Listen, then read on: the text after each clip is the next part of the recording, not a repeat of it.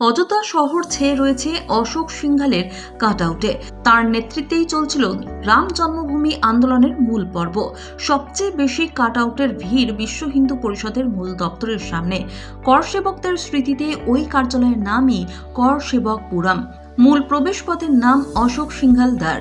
তারই ভিতরে জমা হচ্ছে দেশের বিভিন্ন প্রান্ত থেকে আসা রামলালার জন্য উপহার। দুটো বড় ঘর পুরো বোঝাই হয়ে গিয়েছে। সেখানে রয়েছে বাংলার উপহারও। পরিষদের বাঙালি নেতা শচীন্দ্রনাথ সিংহ জানালেন, বাংলার মধু এসেছে অযোধ্যায়। সোমবার প্রাণ প্রতিষ্ঠা।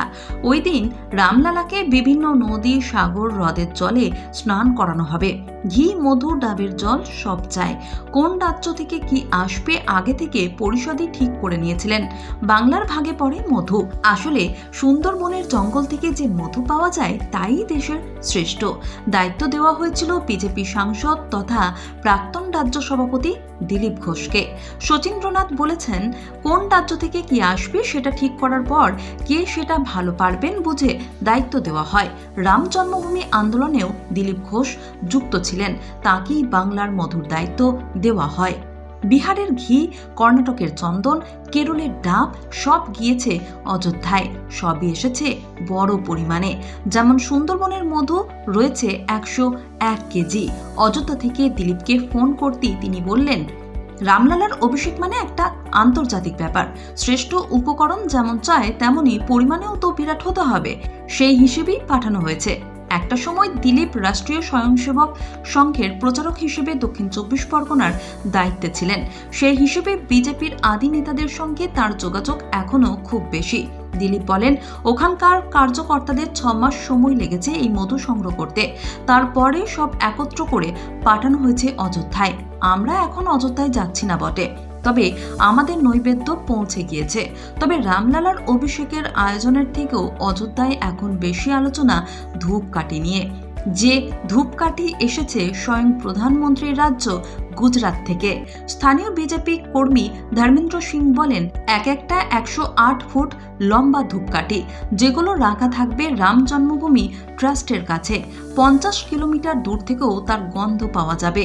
শুধু চমকে দেওয়া দৈর্ঘ্যই নয়, ধূপকাঠিগুলো চওড়া 3 ফুটের বেশি। তৈরি হয়েছে গুজরাটের বড়োদায়। পরিষদের কর্মীরাই নাকি তৈরি করেছেন। তার সবটাই প্রাকৃতিক উপাদান দিয়ে তৈরি। গোবর, ঘি, ফুলের রস এই সব দিয়ে। এক একটি ধূপ মাসখানেক ধরে জ্বলবে। সেই ধূপকাঠির ধোঁয়া কতটা হবে তা অবশ্য ধর্মেন্দ্রের জানা নেই। তবে জানালেন, অযোধ্যা শহরের ধুম লেগেছে উপহার আশায়। দেশের সব রাজ্য থেকে তো আসছে বিদেশ থেকেও। বিদেশের মধ্যে সবচেয়ে বেশি উপহার এসেছে নেপাল থেকে। ধর্মেন্দ্রের কথায়, আসলেই সীতামায়ের বাপের বাড়ি তো জনকপুর ধামে, সে তো এখন বিদেশ হয়ে গিয়েছে। 3000-এর বেশি রকম উপহার এসেছে সেখান থেকে। জামাই রামের জন্য গয়নাগাটিও এসেছে বিস্তর। ছবি ঘুরছে মোবাইলে। মেয়ে সীতার জন্যও এসেছে।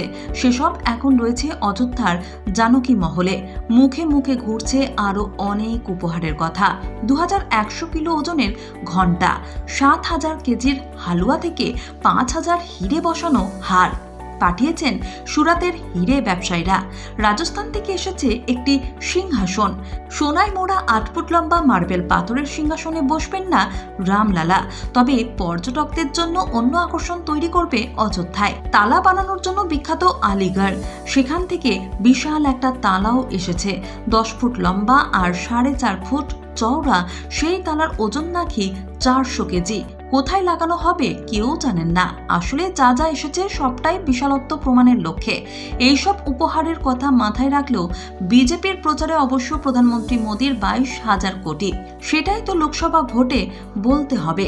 ধূপ, ঘণ্টা, মধু তো আর ভোট আনবে না। ধর্মেন্দ্রের কথায়, মোদীজি অযোধ্যার জন্য অনেক করেছেন,